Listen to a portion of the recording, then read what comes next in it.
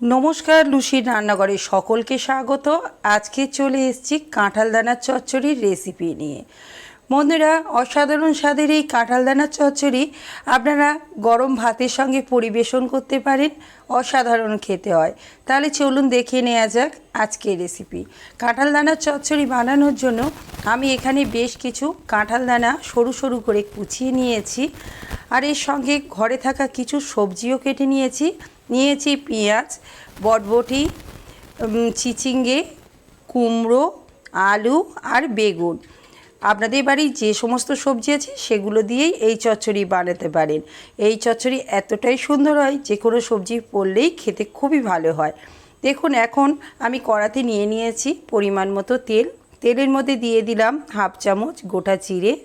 জিরেটা ভাজা হয়ে গিয়েছে, এখন আমি কাঁঠাল দানাগুলোকে তুলে দিচ্ছি। কাঁঠাল দানাগুলোকে প্রথমে বেশ কিছুক্ষণ ধরে ভেজে নেব। এখন কাঁঠাল দানার মধ্যে দিয়ে দেব অল্প পরিমাণে লবণ।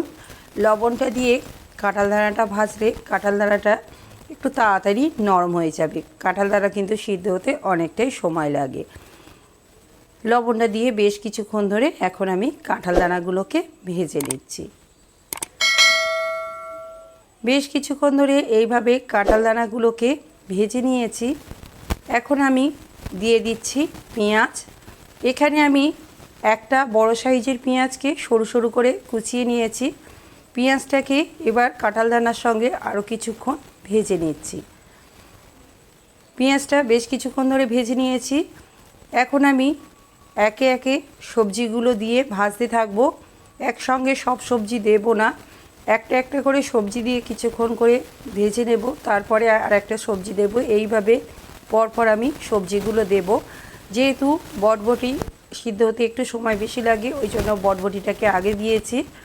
বটবটিটাকে বেশ কিছুক্ষণ ধরে আমি ভেজে নিলাম। এখন দিয়ে দিচ্ছি চিচিঙ্গেটাকেও কিছুক্ষণ ভেজে নিচ্ছি। এই সময় গ্যাসের ফ্লেমটাকে আমি লো টু মিডিয়ামে রেখেছি। এবারে আমি দিয়ে দিলাম আলুগুলোও সিদ্ধ হতে সময় লাগে, ওই জন্য আলুগুলোকে এই সময় দিয়েছি। আলুগুলোকেও এখন আমি কিছুক্ষণ ধরে ভেজে নেব। সবজি কিন্তু বেশি লাল করে আমি ভাজিনি, 2-3 মিনিট ধরে একটা একটা সবজি ভেজেছি গ্যাসের ফ্লেমটাকে লোতে রেখে।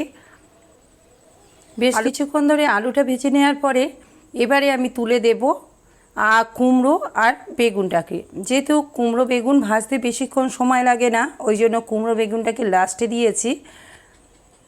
এবারে সব সবজিগুলোকে একসঙ্গে বেশ মিনিট 3 ধরে আমি ভেজে নেব। বন্ধুরা, এইভাবে কাঁঠাল দানার চচ্চড়ি বানিয়ে দেখবেন, অসাধারণ খেতে হয়। এই চচ্চড়ির সঙ্গে যদি একটু ডাল থাকে আর কিছু দরকারই হবে না।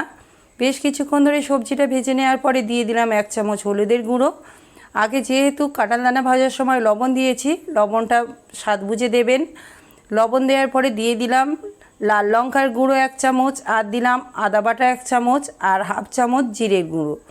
এবারে আমি সমস্ত মশলা ভালো করে সবজির সঙ্গে কিছুক্ষণ ধরে কষিয়ে নেব। বেশ কিছুক্ষণ ধরে গ্যাসের ফ্লেমটাকে লো টু মিডিয়ামে রেখে সবজিগুলোকে আমি ভালো করে কষিয়ে নিচ্ছি। দেখুন, বেশ কিছুক্ষণ ধরে কষিয়ে নিয়েছি, সবজিগুলো অনেকটাই কমে গিয়েছে। সবজি কষানো আমার রেডি হয়ে গিয়েছে। এবারে আমি পরিমাণ মতো জল দিয়ে দেব, আর জলটা দিয়ে কড়াটাকে ঢাকা দিয়ে আমি মিনিট 10 ফুটিয়ে নেব। যে জলটা দিয়ে ভালো করে নেড়ে ছেড়ে নিলাম। এবারে আমি কড়াটাকে ঢাকা দিয়ে দিচ্ছি। 10 মিনিট পরে আমি ঢাকাটাকে খুলে নেব। 10 মিনিট পরে ফিরে আসছি। 10 মিনিট হয়ে গিয়েছে, 10 মিনিট পরে ফিরে এসেছি।